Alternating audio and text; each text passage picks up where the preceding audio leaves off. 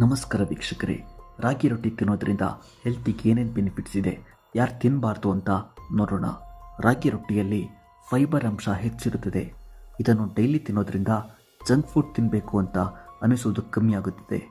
Weight loss ಮಾಡಲು ರಾಗಿ ರೊಟ್ಟಿ ಸಹಾಯ ಮಾಡುತ್ತದೆ.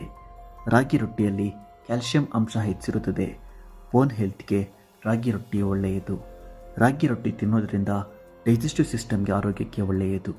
ಬ್ಲಡ್ ಶುಗರ್ ಲೆವೆಲ್ ಬ್ಯಾಲೆನ್ಸ್ ಮಾಡಲು ರಾಗಿ ರೊಟ್ಟಿ ಸಹಾಯ ಮಾಡುತ್ತದೆ. ರಾಗಿ ರೊಟ್ಟಿ ತಿನ್ನೋದ್ರಿಂದ ಹೃದಯದ ಆರೋಗ್ಯಕ್ಕೆ ಒಳ್ಳೆಯದು. ಪಿಗ್ಮೆಂಟೇಷನ್ ಕಮ್ಮಿ ಮಾಡಲು, ಸ್ಕಿನ್ ಆರೋಗ್ಯಕ್ಕೆ ರಾಗಿ ರೊಟ್ಟಿ ಸಹಾಯ ಮಾಡುತ್ತದೆ. ಏರ್ ಫಾಲ್ ಕಮ್ಮಿ ಆಗಲು ರಾಗಿ ರೊಟ್ಟಿ ಸಹಾಯ ಮಾಡುತ್ತದೆ. ರಾಗಿ ರೊಟ್ಟಿ ಯಾರು ತಿನ್ನಬಾರ್ದು ಅಂತ ನೋಡೋದಾದರೆ, ಕಿಡ್ನಿ ಮತ್ತು ಥೈರಾಯ್ಡ್ ಪ್ರಾಬ್ಲಮ್ ಇರುವವರು ರಾಗಿ ರೊಟ್ಟಿ ತಿನ್ನಬಾರ್ದು. ನೋಡಿದ್ರಲ್ಲ ವೀಕ್ಷಕರೇ, ರಾಗಿ ರೊಟ್ಟಿ ತಿನ್ನೋದ್ರಿಂದ ಏನೆಲ್ಲ ಬೆನಿಫಿಟ್ಸ್ ಇದೆ ಅಂತ. ಇದೇ ಥರದ ಅಪ್ಡೇಟ್ಸ್ಗೆ ಈ ಚಾನಲ್ನ ಸಬ್ಸ್ಕ್ರೈಬ್ ಮಾಡಿ. ನಮಸ್ಕಾರ.